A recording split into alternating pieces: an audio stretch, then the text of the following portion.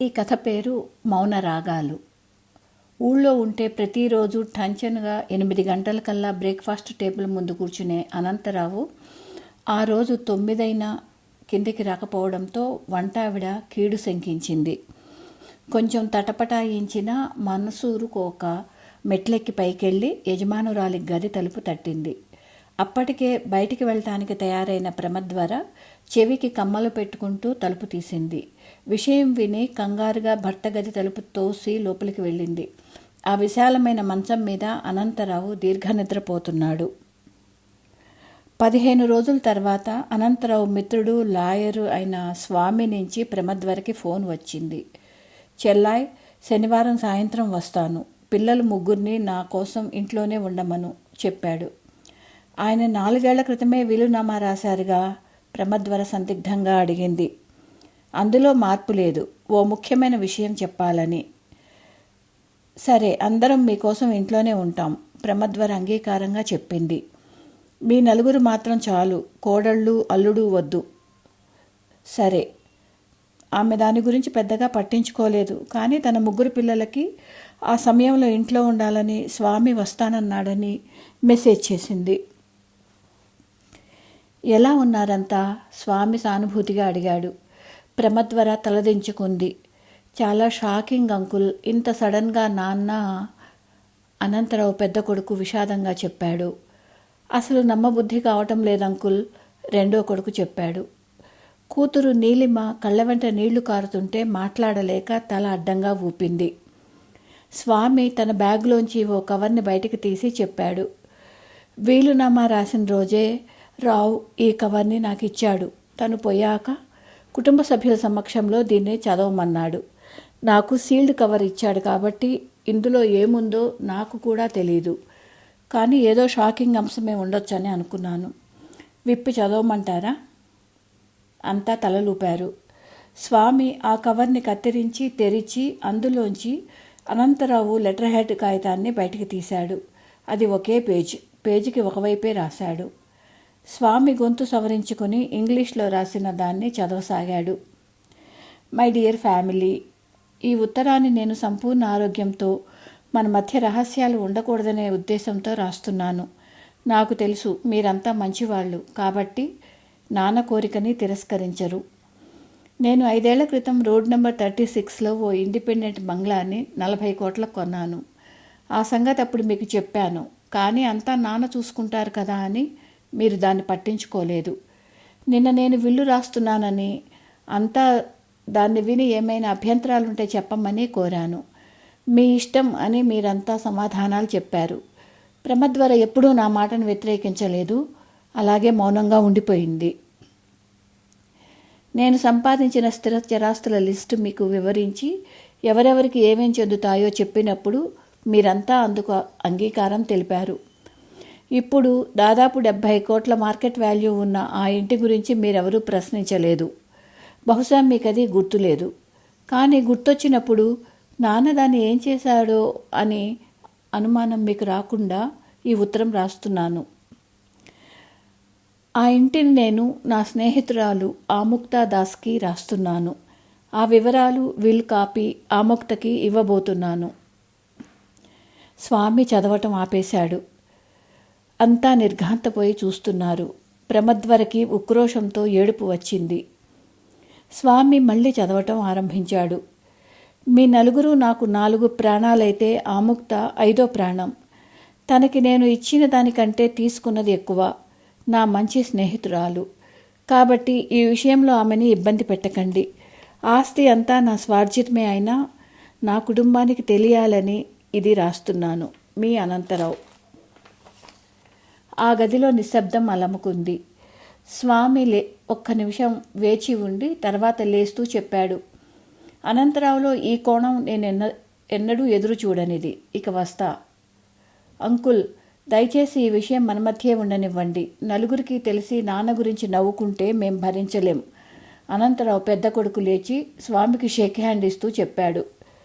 అవును, ఇది మా 4 మధ్యే ఉంటుంది. మా భాగస్వాములకి చెప్పాల్సిన అవసరం కూడా లేదు, రెండో కొడుకు చెప్పాడు. నీలిమ అవునన్నట్లుగా తలాడించింది. ప్రమద్వర లేచి గదిలోంచి బయటికి వెళ్ళిపోయింది. అమ్మకి ప్రస్తుతం ఏకాంతం అవసరం. తన గదిలోకి వెళ్ళకు, పెద్ద కొడుకు చెల్లితో చెప్పాడు. నీలిమ స్వామికి నమస్కారం చేసి వెళ్ళిపోయింది. ఆమెకి మనసంతా బాధగా ఉంది. నాన్న కూడానా అనే ప్రశ్న ఆమెను ఇబ్బంది పెడుతోంది. కుటుంబంలో చిన్నపిల్లగా, ఆడపిల్లగా తండ్రి నుంచి అపారమైన ప్రేమను పొందిన ఆమె ఆయనకి ఓ గర్ల్ ఫ్రెండ్ ఉందన్న విషయాన్ని జీర్ణించుకోలేకపోయింది. ఏంటిటా మీ రౌండ్ టేబుల్ సమావేశం సారాంశం? పడక గదిలో మంచం మీద పడుకుని టీవీ చూసే ఆమె భర్త అడిగాడు. మీకు సంబంధించింది కాదు, ముభావంగా చెప్పింది. తెలుసు, అసలు విషయం ఏమిటి? అతను ఆసక్తిగా అడిగాడు. నీలిమ ఏం మాట్లాడకపోవడంతో అతను తిరిగి ప్రశ్నించలేదు. ఆ రోడ్డు మీద నీలిమ నెమ్మదిగా కారు డ్రైవ్ చేస్తూ అటూ ఇటూ చూడసాగింది.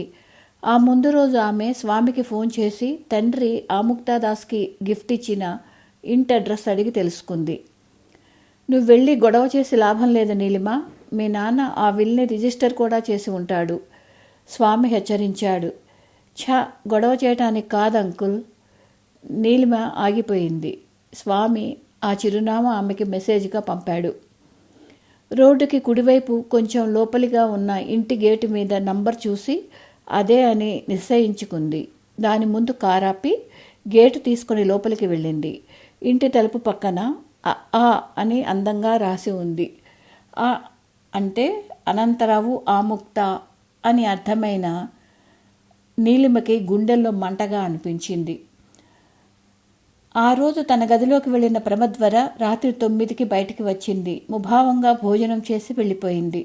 ఇంట్లో అంతా నటిస్తున్నట్లున్నారని నీలిమకి అనిపించింది. స్వామిని అడిగి అడ్రస్ తీసుకుని వచ్చింది, కానీ ఎందుకు వచ్చిందో ఆమెకే సరిగ్గా తెలీదు. ఓ క్షణం తటపటాయించి కాలింగ్ బెల్ నొక్కింది. 2 నిమిషాల తర్వాత తలుపు తెరుచుకుంది.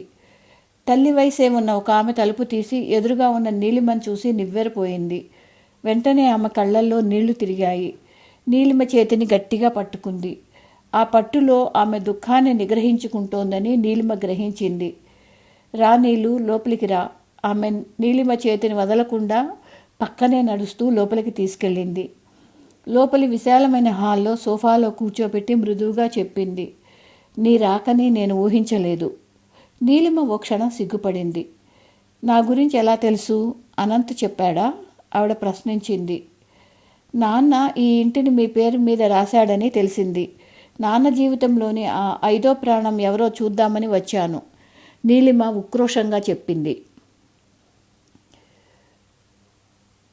ఆముక్త మొహం చిన్నబోయింది. నాకు వద్దని అనంత్కి చాలా నచ్చ చెప్పాను, కానీ వినలేదు. తన గుర్తుగా నన్ను ఈ ఇంట్లోనే ఉండిపోమ్మన్నాడు, చెప్పింది. ఈ ఆస్తి కోసం రాలేదండి. మా అమ్మ అప్పటి నుంచి ఎంత బాధపడుతుందో. భర్త జీవితంలో ఇంకో ఆడది ఉంటే ఎవరికైనా బాధే కదా. అమ్మలో లేనిది మీలో ఏం చూశారు నాన్న అని చూద్దామని వచ్చాను. ఆయన కోరికను కాదని మిమ్మల్ని ఇంట్లోంచి గెంటేయాలని కాదు. చెప్పండి, నాన్నకి ఏ విధమైన సాంత్వన ఇచ్చారు? నీలిమ కోపంగా ప్రశ్నించింది. ఆయన్ని విన్నాను, ఆముక్త నెమ్మదిగా చెప్పింది. వాట్? నీలిమ ఆశ్చర్యంగా అడిగింది. అవును, ఆయన్ని విన్నాను. నువ్వు పెళ్ళయ్యాక మీ నాన్నతో మునుపట్ల కబుర్లు చెప్పావా? నో, నీలిమ తటపటాయించి చెప్పింది. అనంత్ నేను సూరత్కల్లో కలిసి చదువుకున్నాం. అప్పుడే ఫ్రెండ్స్ అయ్యాం. 4 ఏళ్ల చదువు అయ్యాక పెళ్లి చేసుకుందాం అనుకున్నాం. అనంత్ వాళ్ళది తెలంగాణలో ఉన్నత కులమైతే ఒరియా వాళ్ళమైన మాది దిగువ కులం. మీ తాతయ్య అనంత్ వాళ్ళ నాన్న మా పెళ్ళికి ఇష్టపడలేదు. వాళ్ళమ్మ నా పేరెంట్స్ ఒప్పుకున్నారు. కానీ మీ తాతయ్య ఈ పెళ్ళైతే ఇంక నువ్వు చచ్చినట్లే లెక్క, నా ఇంట్లోకి అడుగు పెట్టద్దు అనేశారు. మేము చాలా సంఘర్షణ పడ్డాం. నీకు తెలుసుగా, మీ నాన్న ఒక్కడే సంతానం. మీ నాయనమ్మ నీలమ్మకి పుత్రశోకం కలిగించకూడదని వాళ్ళ నాన్న చెప్పిన అమ్మాయిని పెళ్లి చేసుకున్నాడు, ప్రమద్వరని. ఆ తర్వాత మేము టచ్లో లేము. నేను ఇంజనీరింగ్ సర్వీసెస్ ఎగ్జామ్ రాసి పాస్ అయి కలకత్తాలో పోస్టింగ్ వస్తే వెళ్ళిపోయాను. ఓ సివిల్ సర్వెంట్ నన్ను పెళ్లి చేసుకున్నాడు. అతను లౌక్యుడు, చాలా త్వరగా పైకి ఎదిగాడు. నెమ్మదిగా ఉండే నేను అతని వేగాన్ని అందుకోలేకపోయాను. గోపాల్పూర్లో చంద్రగ్రహణం చూద్దామని తీసుకెళ్ళి ఆ బీచ్లో చెప్పాడు, మనం విడిపోదామని. ఆ తర్వాత నేను జోన్ మార్చుకుని సౌత్కి మారాను. మద్రాసులో 15 ఏళ్ళు పనిచేశాను. అనంత్ చాలా విచిత్రంగా కనపడ్డాడు. అతను బిజినెస్ పార్ట్నర్స్ని కలవడానికి వచ్చిన రెస్టారెంట్కే నేను వెళ్ళాను. మళ్ళీ మా స్నేహం కొనసాగింది. అనంత్ బలవంతం మీద వీఆర్ తీసుకుని ఇక్కడికి వచ్చేశా. ఆముక్త ఒక్క క్షణం ఆగి ఊపిరి పీల్చుకుని చెప్పింది, ఇది మా గతం. ఇలాంటి ఫ్లాష్ బ్యాక్స్ చాలామందికి ఉంటాయి, ముఖ్యంగా నాలాంటి దురదృష్టవంతులకి. ఆ తాత నీలిమకి గుర్తే, ఆయన కోపం కూడా తెలుసు. పాపం నాన్న అనుకుంది. మీరేదో విన్నాను అన్నారు, సందేహంగా అడిగింది. మేం మళ్ళీ కలిసిన కొత్తల్లో అనంత్ నన్ను అడిగాడు, మళ్ళీ పెళ్లి చేసుకోవచ్చుగా అని. ఓ లవ్ ఫెయిల్యూరు, ఓ ఫెయిల్ అయిన పెళ్ళి, ఈ జన్మకి ఈ అనుభవాలు చాలు అని చెప్పాను. నేను అంత సుఖంగా లేను అన్నాడు. నేను ఆశ్చర్యపోయాను. నాన్న సుఖంగా లేనన్నారా? అదేంటి, ఎందుకు? మిమ్మల్ని పెళ్లి చేసుకోలేదనా? నీలిమ ఉద్రేకంగా అడిగింది. ఆముక్త తల అడ్డంగా తిప్పుతూ చెప్పింది, కాదు, అనంత్ నన్ను దాదాపు మర్చిపోయాడు. మరి? నీలు, నువ్వు పెళ్ళైన అమ్మాయివే, నీకు చెప్పచ్చు అనుకుంటున్నా. అనంత్ చాలా సెన్సిటివ్ మనిషి, తనకి మనుషులు కావాలి. తనొక్కడే సంతానమై ఏం కోల్పోయాడో తెలుసు కాబట్టి 3 పిల్లల్ని కన్నాడు. అంతా ఉమ్మడిగా ఉండాలని కోరుకున్నాడు. మీరు అలాగే ఉండిపోయారు. మీతోనే లోకంగా ఉన్నాడు. మొదట మీ అమ్మ నుంచి మొదలు పెడతాను. మా అమ్మ గురించేముంది? నాన్న మా అమ్మ రాక్షసి అని చెప్పారా? అమ్మ చాలా మంచిది, నాన్న మాటకి అసలు ఎదురు చెప్పదు. అలా ఎందుకు చెప్తాడు? ప్రమద్వర మంచిదే, కానీ వ్యక్తిగా మంచితనం వేరు, భార్యగా లేదా భర్తగా మంచితనం వేరు. అనంత్ ఫ్యామిలీ మ్యాన్, తన కుటుంబం తప్ప అతనికి వేరే ధ్యాస లేదు. అతని స్థాయిలోని వ్యక్తుల్లో ఉండే ఏ దుర్లక్షణాలు అనంతులో లేవు. తను ఎంత ఇస్తున్నాడో అంత పొందాలని అతని కోరిక. ఇంకా చాలా కోరికలు ఉన్నాయనుకో. అందులో ఒకటి మీ అమ్మతో కబుర్లు చెప్పటం. పగలంతా పనిలో బిజీగా ఉన్నా సాయంత్రానికి ఇల్లు చేరి రిలాక్స్ అయ్యాక భార్యతో కబుర్లు చెప్పాలి అన్నది అతని ఆశ. బిజినెస్ మొదలుపెట్టిన కొత్తల్లో ప్రమద్వరతో ఓ రాత్రి ఉత్సాహంగా చెప్పాడు, ఇవాళ ఆఫీస్లో ఏం జరిగిందో తెలుసా? నాకా మాటలు విసుగు. ఇంటిని ఆఫీస్ని ఇంటికి తీసుకురావద్దు ప్లీజ్. ప్రమద్వర జవాబు. నాతో కలిసి తినచ్చుగా. మీరు టీవీ పెడితే ఊరుకోరు, కబుర్లు చెప్పుకుంటూ తిందామంటారు. రోజు ఏం కబుర్లుంటాయి? అయినా మగాళ్ళు ఆడాళ్ళలాగా గాసిపింగ్ చేస్తే నాకు అసలు ఇష్టం ఉండదు, బోర్. అనంత్కి తన వ్యాపార విజయాల గురించి భార్యకి చెప్పాలని కోరిక. ఆమె ఏనాడు వినలేదు. కొంత ఎదిగాక ఆ అరిస్టోక్రసీని మెయింటైన్ చేయడానికి తనకంటూ సెపరేట్ బెడ్రూమ్ అలవాటు చేసుకుంది. అనంత్ నివ్వెరపోయాడు. అలా వద్దన్నాడు, వినలేదు. కుటుంబంతో కటువుగా ప్రవర్తించటం అతనికి చేత కాదు. ఎప్పట్లాగే మౌనంగా ఉండిపోయాడు. నీలిమకి ఏం మాట్లాడాలో అర్థం కాలేదు. పూర్వం రాజులు ఆ రాత్రి ఏ రాణి దగ్గరికి వెళ్తారో ఆమెకి ముందే కబురు చేసేవారట. ఆ విధంగా నేను ప్రమద్వరకి కబురు చేయాలా అనుకున్నాను, ఊరుకున్నాను. నాకు కోరిక కలిగినప్పుడు కాక ఆమెకి కోరిక కలిగినప్పుడు వచ్చేది అన్నాడు అనంత్. తర్వాత పిల్లలతో అనుబంధం పెంచుకున్నాడు. మీతో ఫ్రెండ్లా మెలిగాడు, ముఖ్యంగా నీతో. తన అమ్మ నీలమ్మ పేరు పెట్టుకున్న నిన్ను అమ్మా అనే పిలిచేవాడు కదా? నీలిమ కన్నీళ్లతో తల ఊపింది. మీరు పెద్దయి, మీకు పెళ్ళిళ్ళయ్యాక సహజంగానే ప్రయారిటీస్ మారాయి. అనంత్ అందుకు బాధపడలేదు, కానీ బాగా ఒంటరితనం ఫీల్ అయ్యాడు. అప్పుడే నన్ను ఇక్కడికి వచ్చేయమని గొడవ చేశాడు. నేను వచ్చేశాను. రోజు సాయంత్రం 4 నుంచి 7 దాకా అనంత్ నా దగ్గర ఉండేవాడు. ఎన్ని కబుర్లు చెప్పేవాడో తెలుసా? చిన్నప్పుడు చెరువులో ఈతకి వెళ్తే వాళ్ళ నాన్న కొట్టిన విషయం, ఆఫీస్ తెరిచిన కొత్తల్లో కుర్రాడని అకౌంటెంట్ చేసిన మోసం, నువ్వు 4 ఏళ్లప్పుడు ఆడుకుంటూ పడి ముందు పన్ను విరగొట్టుకుంటే ఇంక నీకు శాశ్వతంగా పన్నుండదని ఏడ్చిన సంగతి. అది విని డాక్టర్ విరిగింది పాల పన్ను, పర్మనెంట్ పన్ను తర్వాత వస్తుందని ఓదార్చటం. మీ అమ్మకి చెప్పాలనుకుని చెప్పలేని సంగతులన్నీ చెప్పేవాడు. వంట మనిషికి ఫలానాది వండమని చెప్పటానికి మొహమాటం కాబట్టి తనకు కావలసినవి నన్ను వండమనేవాడు. నేను వచ్చాక తన జీవితం సంపూర్ణమైందని సంతోషించేవాడు. భార్య తనతో ఆఫీస్కి వచ్చి చైర్పర్సన్గా ఉంటే బాగుండేది అనుకునేవాడు. కానీ ఆమెకి సోషలైట్, ఫ్రెండ్స్తో యాక్టివిటీస్ ఎక్కువ, మిగిలినవన్నీ బోర్. సొసైటీ లేడీగా లైమ్ లైట్లో ఉండేది. నాకు అనంత్ అంటే అపారమైన ప్రేమ. అతను చెప్పే కబుర్లు శ్రద్ధగా వినేదాన్ని, సందేహాలు వస్తే అడిగేదాన్ని. దానికి చాలా సంతోషపడేవాడు. నా పిల్లలకి పిల్లలు పుడితే వాళ్ళతో గడుపుతాను, నీతో కాదు అని చెప్పాడు. సరే అంటే ఆముక్త దగ్గుత్తికగా ఆగిపోయింది. తర్వాత చెప్పింది, నేను సరే అంటే నువ్వు నా 5వ ప్రాణం, నా ప్రాణం పోయాకే నిన్ను వదిలేది అన్నాడు. ఇంత మంచి లైఫ్ ఉన్న నాకు చావంటే భయం. నా ఫ్యామిలీ అంతా చుట్టూ ఉండగా ప్రశాంతంగా పోవాలి అనేవాడు. అందుకు చాలా టైం ఉంది అనేదాన్ని.